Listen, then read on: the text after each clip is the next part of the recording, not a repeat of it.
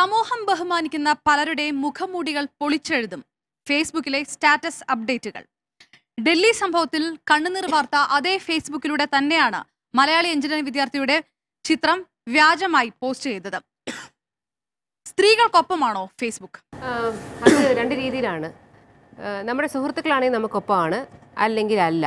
മാത്രമല്ല, ഇപ്പോൾ ഈ ഡൽഹി പെൺകുട്ടിയുടെ കാര്യം പറഞ്ഞാൽ തന്നെ നമുക്ക് പല പുരുഷന്മാരുടെയും മുഖംമൂടി വലിച്ച് ചീന്തി അറിയാൻ പറ്റുന്ന ചില കാര്യങ്ങൾ ഫേസ്ബുക്കിലെ കമൻറ്റുകളിൽ, ചില ഷെയറുകളിൽ, ചില സ്റ്റാറ്റസുകളിലൊക്കെ നമുക്ക് വായിക്കാൻ പറ്റും. കൃത്യം ഇവൻ ആരാണ്, ഇവൻ്റെ സ്ത്രീകളോടുള്ള ഇവൻ്റെ നിലപാട് എന്താണ് എന്ന് കൃത്യമായി അറിയാൻ പറ്റുന്ന രീതിയിലുള്ള കമൻറ്റുകളും ഷെയറുകളും പോസ്റ്റുകളും ഫേസ്ബുക്കിലുണ്ട്. പക്ഷേ അതേസമയം തന്നെ നമ്മുടെ മുഖമൊന്ന് വാടിയാൽ, നമ്മുടെ മുഖം കാണുന്നില്ലായിരിക്കാം, പക്ഷേ നമ്മളിടുന്ന പോസ്റ്റിലോ കമൻറ്റിലോ ഒക്കെ ഒരു ചെറിയ സങ്കടമുണ്ടെങ്കിൽ, അല്ലെങ്കിൽ ആരെഴുതിയാലും ഉണ്ടെങ്കിൽ, അല്ലെങ്കിൽ നമ്മുടെ ഒരു സന്തോഷമുണ്ടെങ്കിലൊക്കെ അത് ഷെയർ ചെയ്യാൻ ലോകത്തിൻ്റെ വിവിധ ഭാഗങ്ങളിലുള്ള പുരുഷന്മാർ അത് ഭയങ്കര സന്തോഷം തരുന്നതിനൊപ്പം തന്നെ അതേ നിമിഷം തന്നെ ഉള്ളിലെ എവിടെയാണ് ചതി ഇരിക്കുന്നതെന്ന് അറിയാൻ പറ്റാത്ത രീതിയിലുള്ള പുരുഷന്മാരുടെ കമൻറ്റുകളും ലൈക്കുകളും ഷെയറുകളും.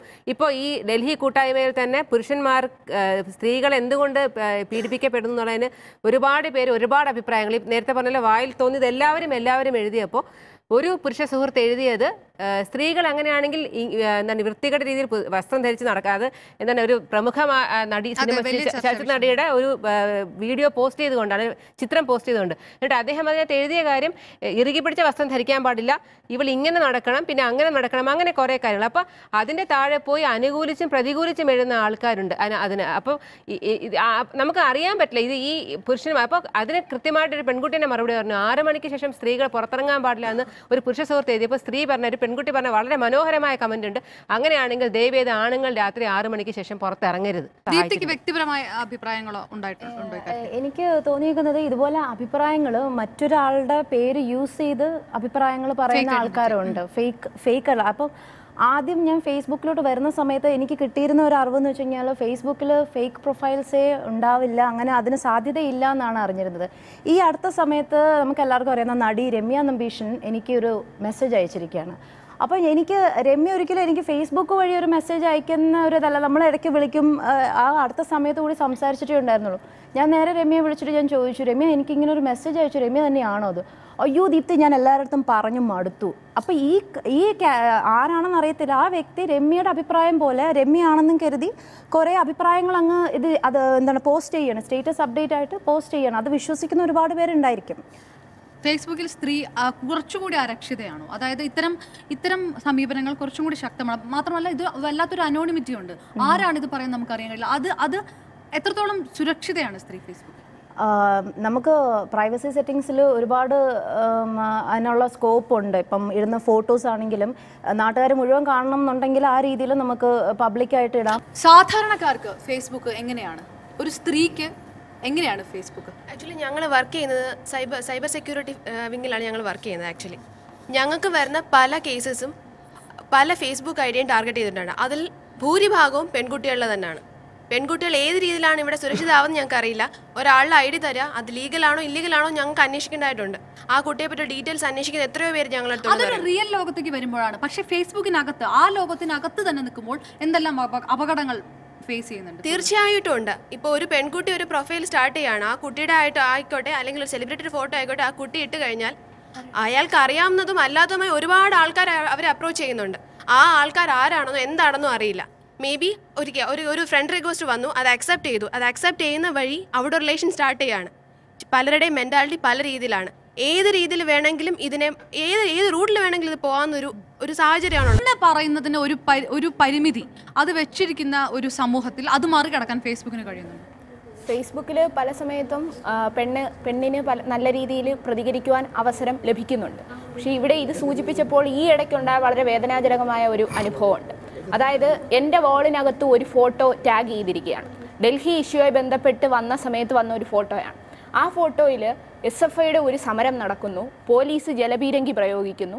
ആ ജലപീരങ്കിയിൽ നനഞ്ഞ് കുതിർന്ന് പെൺകുട്ടികളും ആൺകുട്ടികളും ഒരുമിച്ച് നിൽക്കുന്ന ഒരു പടം, സമരത്തിൻ്റെ വളരെയധികം വൈകാരികത തീവ്രതയിൽ നിൽക്കുന്ന ഒരു പടം എടുത്തിട്ട് ഈ പെൺകുട്ടികളുടെ ചിത്രത്തിന് ചുറ്റും പച്ചയിട്ടിങ്ങനെ വരച്ചിട്ട്, ഇതാണോ സഖാക്കളെ സമരം, ഇവിടെ എവിടെയാണ് മൂല്യം എന്നൊക്കെ പറഞ്ഞ് 5-6 കമൻറ്റുമായിട്ട് ഒരു പടം, അതും എൻ്റെ വോളിൽ ടാഗ് ചെയ്തിരിക്കുന്നു എന്ന് പറയുന്നതാണ് ഏറ്റവും വേദനാജനകമായിട്ടുള്ളത്. കേന്ദ്ര കമ്മിറ്റി അംഗത്തിന്റെ പ്രൊഫൈൽ ഇതാണ് സംഭവിക്കുന്നതിൽ നിങ്ങൾക്ക് എന്താണ് പറയാനുള്ളത്? ഇപ്പോൾ സഖാവ് ചിന്ത പറഞ്ഞത് ഇപ്പോൾ SFIയുടെ ഇങ്ങനെ ഒരു ചിത്രം കണ്ടപ്പോൾ ഇങ്ങനെയൊക്കെയാണ് ആവിഷ്കരിക്കുന്നത്, അങ്ങനെ ഒരുപാട് കാര്യങ്ങൾ പറഞ്ഞു.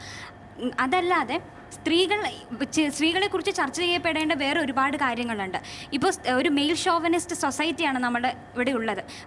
ഇപ്പോൾ നമ്മൾ ഫേസ്ബുക്ക് അല്ലെങ്കിൽ സോഷ്യൽ നെറ്റ്വർക്കിംഗ് സൈറ്റ് എടുത്ത് നോക്കുമ്പോൾ അതിനകത്ത് ഒരു സോണി സൂര്യയുടെ ഇഷ്യൂ അല്ലെങ്കിൽ ഈറോം ശർമ്മയുടെ ഇഷ്യൂ ഒന്നും ചർച്ച ചെയ്യപ്പെടുന്നില്ല. സാധാരണ ഒരു മലയാളി സ്ത്രീക്ക് രാഷ്ട്രീയം പറയാൻ പൊതുവെ, പ്രത്യേകിച്ച് പുരുഷന്റെ മുന്നിൽ അല്ലെങ്കിൽ ഒരു 4 ആൾ കൂടുന്ന രാഷ്ട്രീയം പറയാൻ മടിക്കുന്നതാണ് ശരാശരി ഒരു മലയാളി സ്ത്രീ.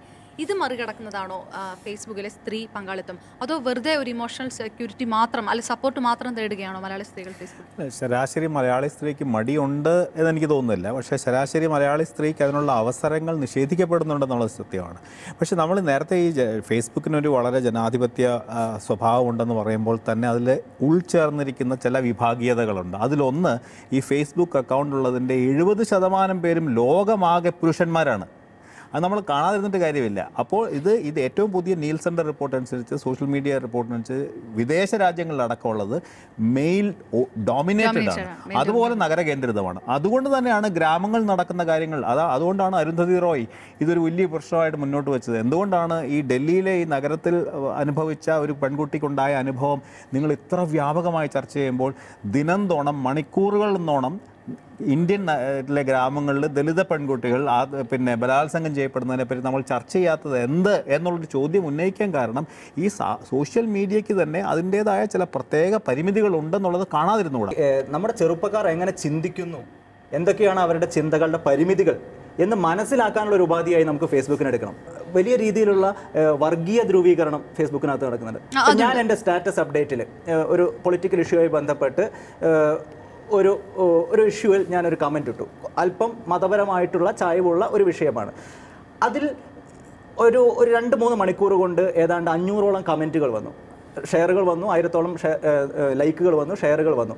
ഈ കമൻറ്റുകൾ ഞാൻ വായിച്ചു നോക്കിയപ്പോൾ ഒരു അനുകൂലിച്ച് എഴുതുന്നതിൽ ബഹുഭൂരിപക്ഷം ഒരു പ്രത്യേക മതവിഭാഗക്കാരാണ്. അതുകൊണ്ട് തന്നെയാണ് ഈയിടെ ഇപ്പോൾ NS മാധവൻ പറഞ്ഞിട്ടുണ്ടായി, അതായത് 50% സോഷ്യൽ നെറ്റ്വർക്കിംഗ് സൈറ്റും ഹിന്ദു ഫണ്ടമെന്റലിസ്റ്റ് ആണെന്ന്. അതിന് അദ്ദേഹം ഒരുപാട് വധഭീഷണി വരെ നേരിടേണ്ടി വന്നിരുന്നു, അദ്ദേഹത്തിന്റെ മകൾക്ക് വരെ നേരിടേണ്ടി വന്നിരുന്നു. അത് മൗലികവാദികളുടെ പ്രിയപ്പെട്ട ഒരു ഈ ചർച്ചയിൽ ഡൽഹി ചർച്ചയിൽ വരെ ഇതിനെ ഒരു അവസരമാക്കി എടുത്തുകൊണ്ട് വളരെ കാടൻ ശിക്ഷാരീതികൾ ഇങ്ങോട്ട് ട്രാൻസ്പ്ലാന്റ് ചെയ്യാനുള്ള ഒരു ആസൂത്രിത ശ്രമം നടക്കുന്നുണ്ട്.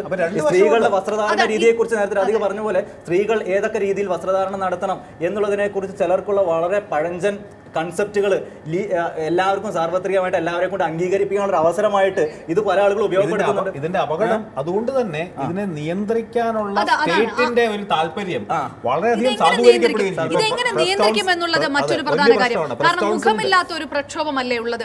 ഇത്തരം പ്രക്ഷോഭങ്ങളെ ഡൽഹിയിൽ മാറ്റി നിർത്തുക, അത്തരം സമരശൈലികളെ നമുക്ക് എത്രത്തോളം ആശ്രയിക്കാൻ കഴിയും? ഇപ്പൊ തന്നെ ഈ രണ്ട് പ്രധാനപ്പെട്ട ഇപ്പൊ അമേരിക്കയിൽ നടന്ന ഇപ്പൊ ഈ ജസ്റ്റിസ് ലെവിൻസിന്റെ ഏറ്റവും പുതിയ റിപ്പോർട്ടിൽ എങ്ങനെ ഇത് റെഗുലേറ്റ് ചെയ്യണം എന്നുള്ളതാണ് ആലോചന. മാർക്കണ്ഡേ കഡ്ജുവിനെ പോലെ പ്രസ് കൗൺസിലിന്റെ പ്രസിഡന്റും അത് ചെയർമാനും അതേ സമയത്ത് ജനാധിപത്യവാദിയുമായിട്ടൊരു വ്യക്തി അതിശക്തമായിട്ട് ആവശ്യപ്പെടുന്നത് സോഷ്യൽ മീഡിയ നിയന്ത്രിക്കണം എന്നുള്ളതാണ്. അപ്പോൾ ഇത് ഈ മോശമായ വശങ്ങൾ കാരണം നിയന്ത്രിക്കാനുള്ള താല്പര്യം കൂടുന്നുള്ള ഒരു സാധ്യതയുണ്ട്.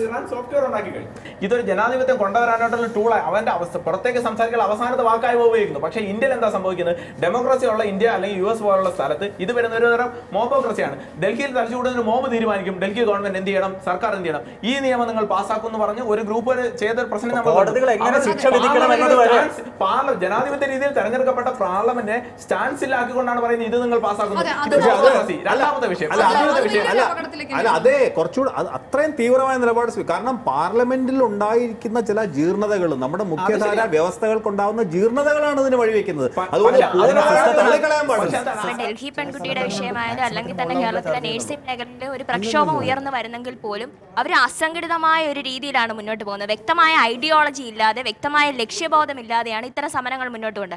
അത് സമൂഹത്തിൽ വലിയ രീതിയിലൊരു ചലനങ്ങൾ ഉണ്ടാക്കുമെന്ന് ഒരിക്കലും പറയാൻ സാധിക്കില്ല. പക്ഷേ ഒരു മുറിക്കകത്തിരുന്ന് പ്രതികരിക്കുന്നവർ, അല്ലെ ഒരു രീതിയിലും രാഷ്ട്രീയം ചർച്ച ചെയ്യാത്ത, ഇപ്പൊ യൂത്തിന്റെ ആയാലും ഒരു ഫാഷൻ എന്ന് പറയുന്ന പറയുന്നത് എനിക്ക് രാഷ്ട്രീയമില്ല, എനിക്ക് പൊളിറ്റിക്കൽ പാർട്ടികളോട് വളരെ വിദ്വേഷമാണ് എന്ന് പറയുന്ന ഒരു ഇത് വ്യക്തമായ ചില രാഷ്ട്രീയങ്ങളൊക്കെ മുന്നോട്ട് വെച്ചുകൊണ്ട് മുഖ്യധാരയിലേക്ക് വരുന്നു എന്നുള്ളത് ഒരു ആശ്വാസം തന്നെ. ഫേസ്ബുക്കിൽ നമ്മൾ കാണേണ്ട ചില കാര്യങ്ങളുണ്ട്. ആതിര ബാലകൃഷ്ണൻ എന്ന് പറഞ്ഞിട്ടുള്ള ഒരു കുട്ടിക്ക് കരളുടെ ശസ്ത്രക്രിയക്ക് വേണ്ടിയിട്ട് പൈസ ഇല്ലാഞ്ഞിട്ട് ഏറ്റവും കൂടുതൽ പൈസ കിട്ടിയത് ഫേസ്ബുക്കിലെ ആ ആൾക്കാർ വഴിയാണ്. ഗൾഫിൽ നിന്ന് വരെയുള്ള ആൾക്കാർ പോലും ഈ കുട്ടിയെ ഹെൽപ്പ് ചെയ്തിട്ട് മുന്നോട്ട് വന്നിട്ടുണ്ടായിരുന്നു. അവിടെ ജാതിയില്ല, മതമില്ല, ഒരു രാഷ്ട്രീയവും ഇല്ല. അങ്ങനെയൊക്കെ സംഘടിക്കാൻ ഈ ഫേസ്ബുക്ക് വഴി കഴിയുന്നുണ്ട്. ആ കുട്ടിയുടെ ഫോട്ടോ പോലും പബ്ലിഷ് ചെയ്തിട്ടില്ലായിരുന്നു. ഫോട്ടോ ഒന്നും കാണുന്നില്ല. ആ കുട്ടി മരിച്ചതിന് ശേഷം ഒന്നും നമ്മൾ കാണാതിരുന്നിട്ടില്ല. ഇത്രയും നേരം നല്ല വശങ്ങൾ മുഴുവൻ തെരഞ്ഞെടുപ്പിന് പണം നൽകിയെന്ന് ഫേസ്ബുക്കിൽ നിന്ന് നല്ല രീതിയിൽ സംഭാവന കിട്ടിയിട്ടുണ്ട്. അടുത്ത തെരഞ്ഞെടുപ്പിന് ഒരു 10 ലക്ഷത്തോളം രൂപ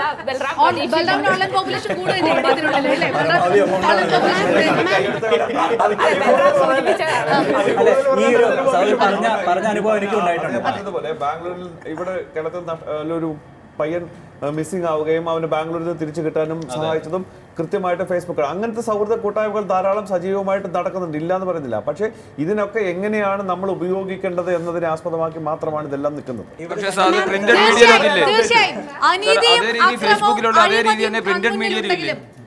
ശരാശരി മലയാളി അതിനെതിരെ ശക്തമായി പ്രതികരിക്കാൻ ഇതുവരെയും ഫേസ്ബുക്കിനെ തെരഞ്ഞെടുത്തിട്ടില്ല, അല്ലെങ്കിൽ പ്രതികരിക്കാൻ മെനക്കെടാറില്ല മലയാളി. ഓർക്കുട്ടിന്റെ കാലം കഴിഞ്ഞിരിക്കുന്നു. ഫേസ്ബുക്കിനെ മറ്റൊരു ശക്തമായി പ്രതികരിക്കാൻ ശക്തമായ ഒരു പ്ലാറ്റ്ഫോമാക്കി മാറ്റാൻ മലയാളി എപ്പോഴായിരിക്കും തയ്യാറാകുക? ഈ ചോദ്യം ബാക്കി വെച്ചുകൊണ്ട് ഞങ്ങൾക്ക് പറയാനുണ്ട്. മറ്റൊരു വിഷയമായി അടുത്ത ആഴ്ച കാണാം. എല്ലാവർക്കും നന്ദി, നമസ്കാരം.